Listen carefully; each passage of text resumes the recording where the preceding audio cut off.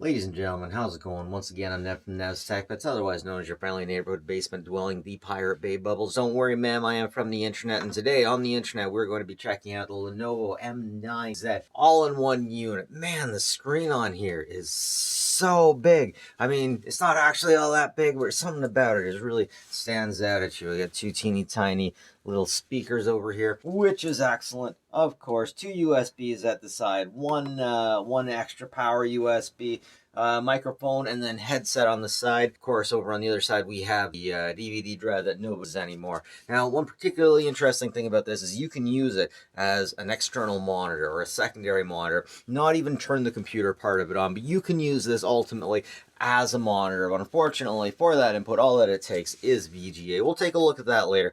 Right now, I just want to get a look on the inside of this thing and see how powerful she is. As you can see here, we got an Intel i5 4th generation 2.9 gigahertz with 4 core.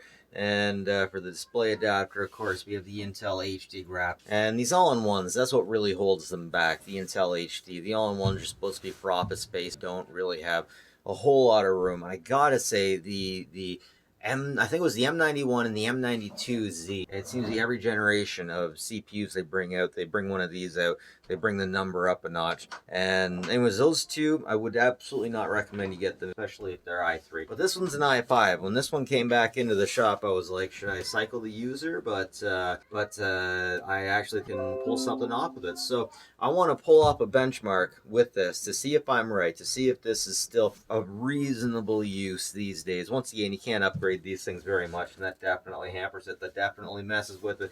But let's give this thing a benchmark, and we'll see how good it can do. Let's throw some audio games at it, and we'll see how much power she's got in it. Join me, folks. All right, now we're going to be using Passmark Benchmark 10 to get a base reading of the benchmark. Of course, I'll come back when we get to the GPU section. Here we got DirectX 9 going at 11 frames per second. We're still getting some sketchy jaggedness going on. Not the most fluent, that's for sure. Here you can see we got the DirectX 10 going at under 1 frames per second. That's pretty normal. I'm pretty sure when I used Passmark Benchmark 9, I was getting about 10 frames per second on this. So this Passmark Benchmark 10 must have taken things up a notch. Next up, we got DirectX 11 with a space jellyfish. We got 15 frames per second. Man, remember back in the day when the internet decided they were going to raid Area 51 and run in and smack some butt cheeks? They had that whole thing figured out. They were going to get the Kyles to go in first and go after the guards as if they were their stepdads, but it never happened. No one breached any walls. I guess that's the internet balls for you.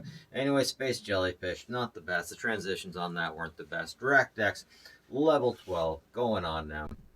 We're getting about 10 frames per second here. Penalized 60% because of the resolution.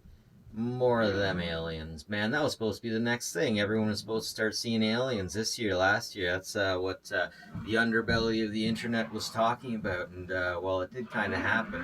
While the military and everyone did end up releasing information of things that they could not identify, we never actually got anything about aliens, did we? Anyways, let's check out the final score.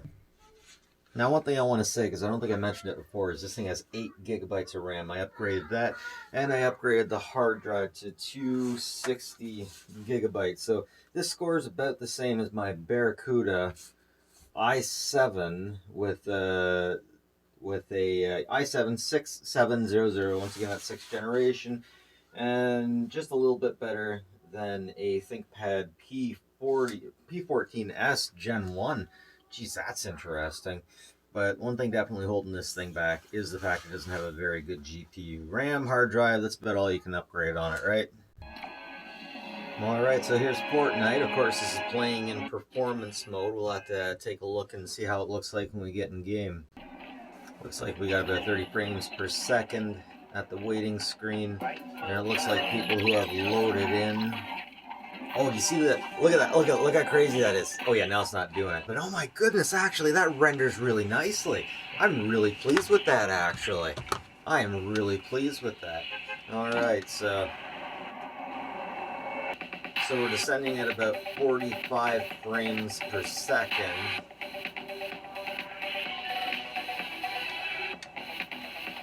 Touchdown getting about 60 seconds. So this thing definitely has performed a lot better than I thought it would. This thing's performing a lot better than older i7s. I'm talking second or third generation.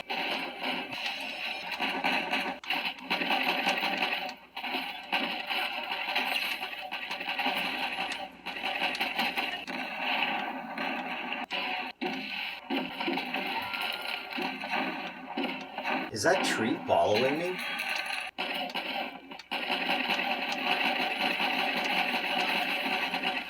So yeah, it's not looking as bad as I thought it would. I thought that I was going to review this thing and decide it wasn't good enough for anybody. But this, what's the 4th generation i5, definitely still rocking. One thing I want to point out is 4th generation i5 is better than a 2nd generation i7. And on PC CPUs always work better than laptop CPUs. So the good news is it can play Grand Theft Auto. The bad news is it's Grand Theft Auto for ants.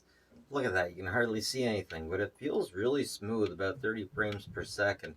And well, it might not be super loud, or it might not be super big.